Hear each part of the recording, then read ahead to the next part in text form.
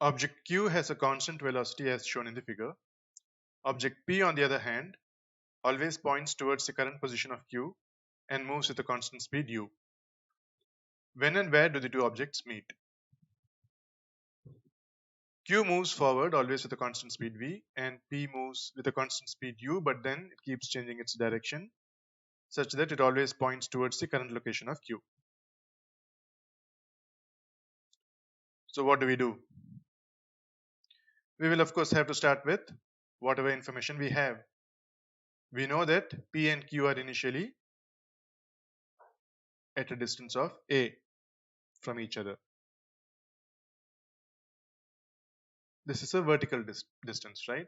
So consider P as the origin, the original position of P as the origin, and therefore P and Q are vertically a meters apart initially. So if they were to meet at some point, Q is always going to be traveling in the straight line. It is P which has to catch up to Q, and so they'll be meeting somewhere on this line. And so P's vertical displacement from the origin when they meet would be a, and it is the vertical component of P's velocity that's going to help it cover this distance. Let's say at time t, the angle that P's velocity makes with the horizontal is theta. And so at that time, the horizontal component of its velocity would be u cos theta, and the vertical component would be u sin theta. However, this angle theta keeps changing with time because the direction in which P is moving keeps changing with time, and that's because Q is keeping on going forward and P always points towards Q. But let's say for an extremely small value of time, delta t, theta remains a constant. So for this period of time, the vertical component of P's velocity will also be a constant, and it will be equal to u sin theta. And the vertical displacement of P would be u sin theta times delta t. Now if P and Q were to meet after k seconds, then the sum of all the vertical displacements of P during those k seconds should be equal to a, and therefore summation of u sin theta t delta t, where theta t is the angle at time t, should be equal to a, where delta t is extremely small. Let's call this expression u sin theta t as the function h of t. Then this equation becomes a equals summation of h of t delta t from time t equals 0 to k, where delta t tends to 0. Now this expression is called the definite integral of h of t with respect to time in the range t equals 0 to t equals k, and it's written as this symbol here, right?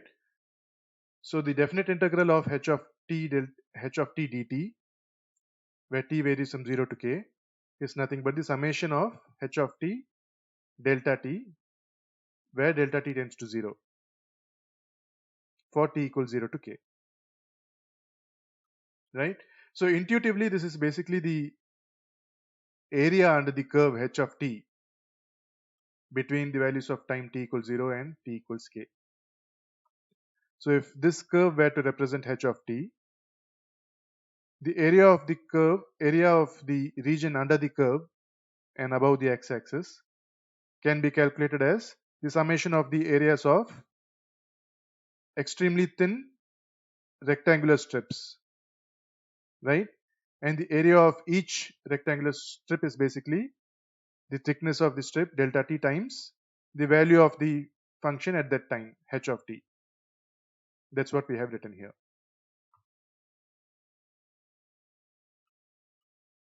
In our problem, this equation can therefore be written as the integral of u sin theta t dt for t equals 0 to k, right? That's what we are doing here. Alright. So now we have considered the vertical displacement of P.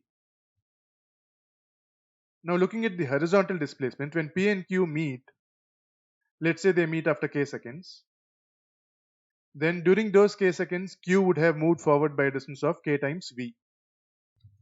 But that is also the distance traveled by P horizontally during those k seconds. So applying a similar type of argument as we did for the vertical displacement, what we get is kV, that is the total horizontal displacement, equals the summation of u cos theta t delta t, where delta t is almost 0. And this is nothing but the definite integral of u cos theta t dt for t equals 0 to k. We still haven't seen how to find out the value of this definite integral. That's okay, we'll just keep it as it is for now and then learn more about it later. Now we can actually get one more equation if you consider the velocity of approach of P and Q. So at any instant of time, P approaches Q with a speed of u. Now along the direction of approach, the component of Q's velocity is v cos theta, right? So this is Q's velocity v, and this is the direction of approach. And so the component of Q's velocity along this direction of approach is v cos theta, because this angle is also theta. These two are parallel. But this component makes Q move away from P. So it should be subtracted from u, which is the speed with which P is approaching Q. And therefore, at any instant of time t, the magnitude of the velocity of approach is u minus v cos theta t. We know that when the velocity of approach of two moving objects is constant, then the product of the velocity of approach and the time traveled by the two objects before they meet is equal to the initial distance between the two objects. For example, consider two trains on the same track moving along the same direction with speeds VA and VB, and the initial distance between the two trains is d. If they meet at time t, then VA minus VB times t equals d. In our problem though, the velocity of approach is not constant, it keeps changing with time. We can still use the same idea. Suppose the initial distance between two moving objects is d and they meet in k seconds. For an extremely small amount of time, delta t, we can assume that the velocity of approach is constant. Okay. So initially, let's say the velocity of approach is v1. Then after a time interval delta t, the objects should have moved closer to each other by a distance of v1 times delta t. And so the new distance between the two objects is d minus v1 times delta t. Now after another time interval of delta t, the objects should have moved closer to each other by a distance of v2 times delta t. And therefore, there will now be the distance between the two objects will now be d minus v1 delta t minus v2 delta t, and so on, right? So finally what you will get is the distance between them becomes 0, and therefore what you will get is d equals the summation of vt times delta t for time equals 0 to k, where delta t is extremely small. Now this is nothing but the definite integral of vt dt from t equals 0 to k, right? Where vt is the time varying velocity of approach. In our problem, we found the velocity of approach to be u minus v cos theta t. The initial distance between the objects is a, and therefore a equals integral u minus v cos theta t dt for t equals 0 to k. It is easy to see that if you want to find the integral of the sum of two functions, you can do that by adding the integrals of the individual functions. So integral of g of t plus h of t dt equals integral of g of t dt plus integral of h of t dt. You can clearly see this if you plot out the graphs of h of t and g of t against time, and realize that integral basically refers to the area under the curve, right? So in this equation here, we want to find the integral of u minus v cos theta d dt. So you can consider u to be g of t and v cos theta t to be h of t. So this is equal to integral of u dt minus integral of v cos theta t dt. Let's consider this first term here.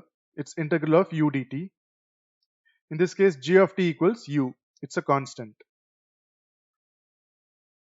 right? So this is the graph. G of t is going to be constant for all values of time.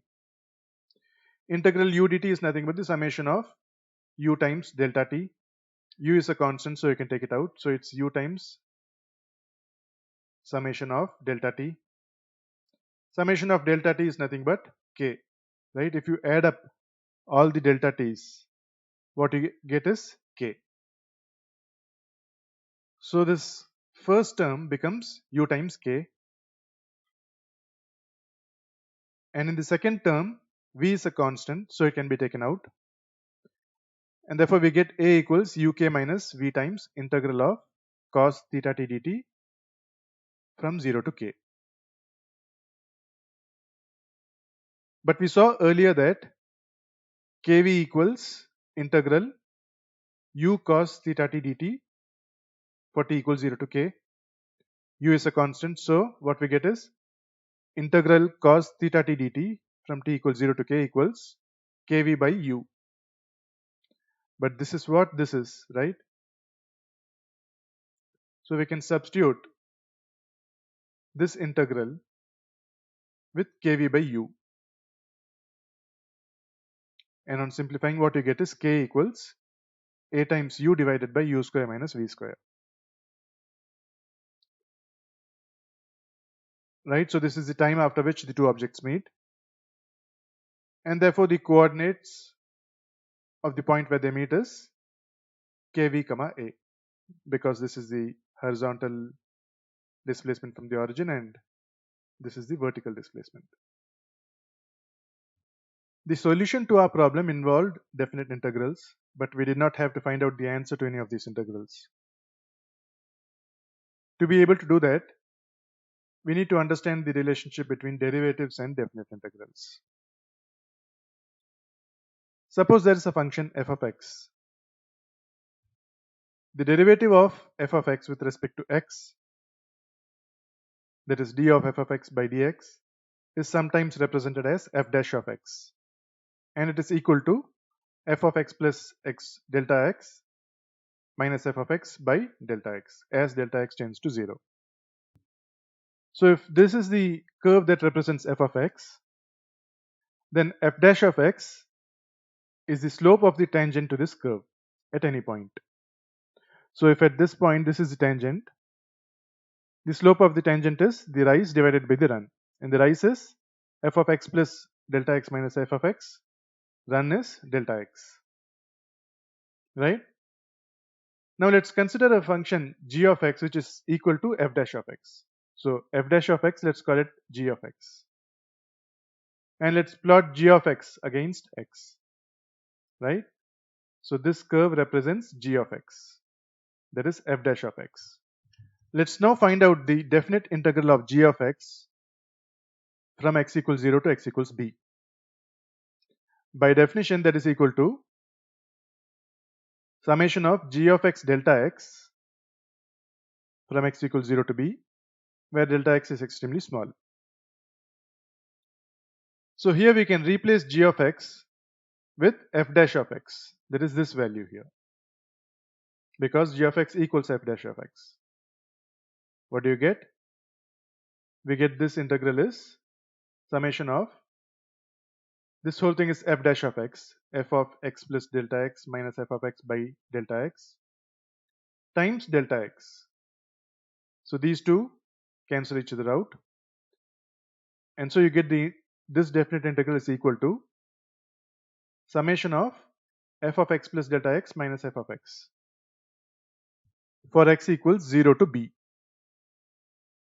Now the summation of this value here, f of x plus delta x minus f of x, is basically the summation of all the incremental rises, right? F of x plus delta x minus f of x is an incremental rise when x changes by delta x.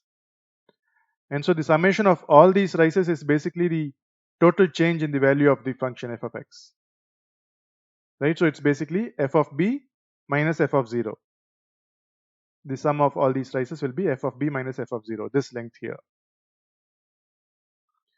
And therefore, the integral of g of x dx for x equals 0 to b is equal to f of b minus f of 0. But g of x is nothing but f dash of x, and therefore the integral of f dash of x dx for x equals 0 to b is equal to f of b minus f of 0. In general, if you have a function f of x whose derivative is g of x, then integral g of x dx from a to b is equal to f of b minus f of a. For example, let's say f of x equals x square, right? So the derivative of f of x with respect to x is equal to g of x, and that's equal to 2x. The derivative of x square with respect to x is 2x. And so if you want to find the integral of 2x dx from 2 to 4, that would be equal to 4 square minus 2 square, right? This is gx, this is f of 4, and this is f of 2.